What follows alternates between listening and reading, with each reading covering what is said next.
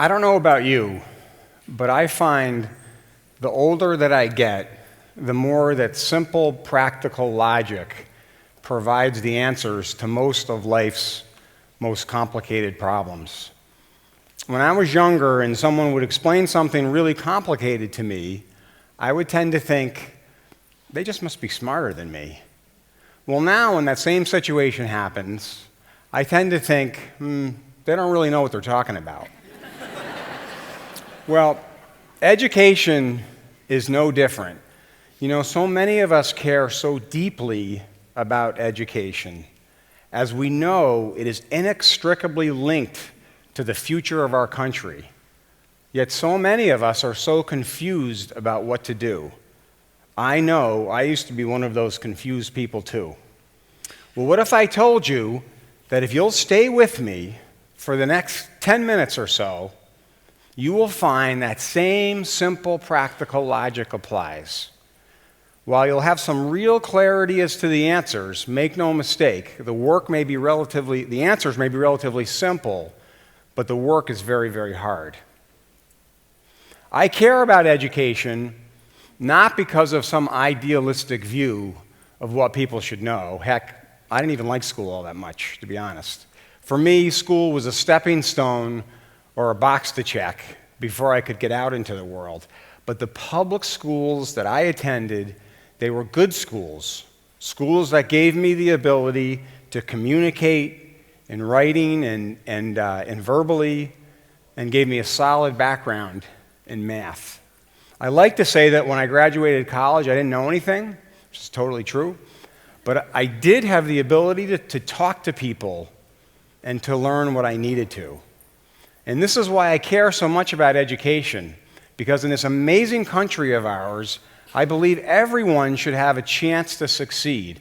No one should be guaranteed anything, but everyone should have a chance to attain their version of the American dream. And for many children, given the schools they are required to attend, it's not possible. Without that solid educational foundation, it's not possible, and it's under-resourced kids that have the least educational opportunity. In my mind, that's unfair and that's un-American. And that's why I started a school in Charleston called Meeting Street Academy. And I'd like to introduce you to one of our students, Byron. Byron is a bright young kid, comes from a great family, and was zoned to attend one of Charleston's lowest performing schools. So instead, his parents decided to send him to Meeting Street. Well, let's look around our state at what's going on for kids like Byron. When we take a look at fourth graders from a low-income or under-resourced background, we find that out of every 6 kids, only 1 is proficient in reading.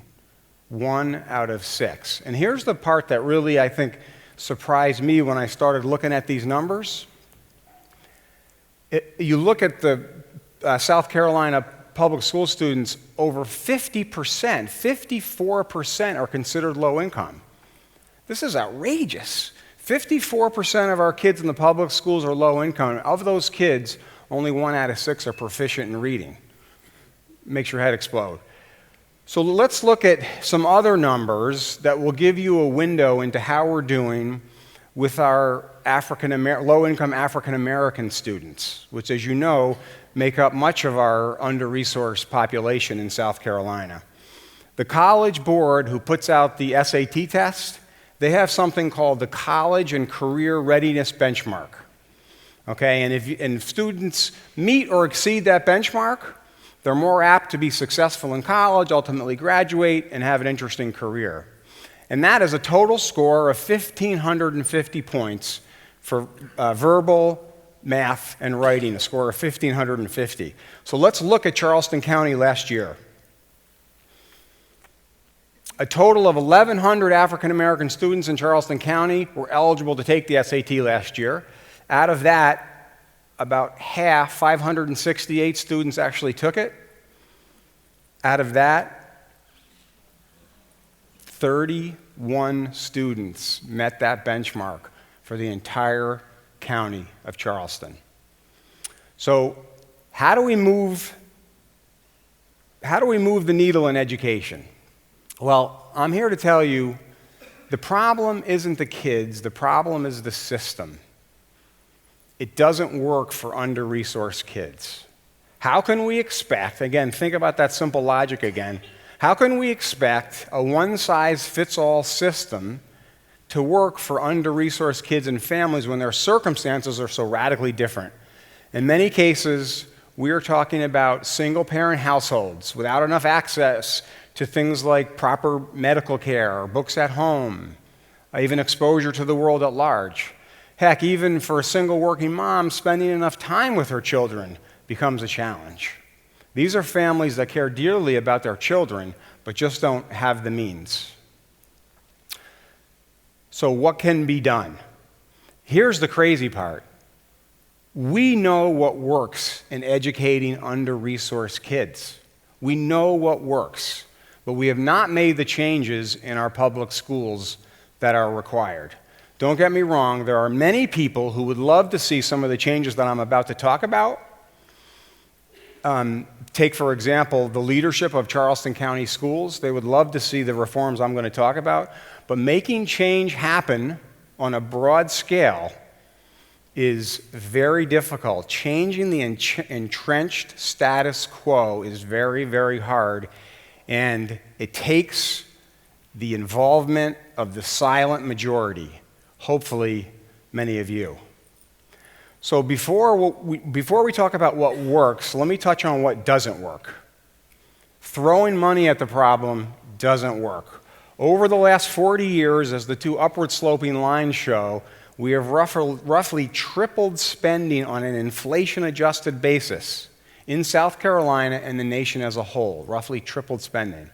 But you can see academic achievement as represented by math and reading has basically been flat. So, okay, throwing money at the problem doesn't work. What does work? Well, I'm going to review some ideas for you that we have found to be game-changing ideas serving a similar demographic around the country. It won't surprise you, the first one, I'm sure. Teachers. Think back to a great teacher that you had, how that person rocked your world. As we intuitively know, the teacher in the classroom is everything. Doesn't surprise anybody. But even more so for an under-resourced child. Why? Well, a more affluent kid may be able to compensate when they get a bad teacher by tutoring or doing extra homework at home or working with their parents or something, options that may not be available for an under-resourced child. So how do we attract and retain great teachers in under-resourced schools? Well, let's say you were reading a business plan about a company that you were thinking about investing in. And it said things like, we're going to give some of our most important jobs to some of our least experienced people. It said, we're going to give very little objective feedback and very little on-the-job training. It said, we're going to treat everybody the same regardless of performance. It said, we're going to pay only based on seniority and not anything to do with the job that you do. And oh, by the way, we're almost never going to get rid of any of our worst performers. I ask you, would you invest in a company like this? Would you want to work at a company like this? This is exactly how we treat our teachers. Teaching our teachers to become better, giving them objective feedback on things like student growth and performance, creating a culture of a meritocracy, transformational changes that can happen in education. Number two, when should kids start school? A fairly robust debate going on. You probably followed everything going on in New York City and other places about this topic. Well, there is no debate when it comes to under-resourced kids. One study that looked at a sample of 4-year-olds from under-resourced families and then from more affluent families, by the time a child reaches the age of 4 years old in an under-resourced home, they had on average 8 million words addressed to them. Compare that to a more affluent home, 38 million words. So a difference of 30 million words. So it won't surprise you that an under-resourced child tends to enter school with about half the vocabulary of their more affluent peers. A Nobel Prize-winning economist, James Heckman, who has some really cool research on this stuff, found that the best place to invest in an under-resourced person, early childhood, far better than later in school, and even far better than job training. Again, go back to that simple logic. Think about it for a second. Catch them up early and they stay caught up. Let them fall behind, they fall farther and farther behind. We talked about exposure being a challenge for under-resourced kids. So how do we get more exposure? Well, two very simple ways: year-round school and an extended school day. Year-round school, you avoid the long summer slide that tends to happen with children, number one. And number two, you avoid the challenge of childcare for those long summer months. So you go to school year-round, have more shorter breaks. Extended school day. What are kids doing after 3 o'clock? Well, we believe that at our school that kids should be engaged in extracurricular as well as academic activities. Here are some examples of those. You compare this to an under-resourced child, let's say at a public school, who's leaving at 3 o'clock, maybe has a working mom or something, has unsupervised, unstructured time. And I think you can tell the difference. Combining these two things, a child can spend 30% more time in the classroom. Obviously, another game changer. Family involvement. So how do we get families to become more involved? You know, when I started this project, I traveled around the country and visited schools that were successful working with an under-resourced demographic. And I was surprised when I asked the question, what's the most important determinant of success? The answer was not a child's aptitude. The answer was an invested caregiver.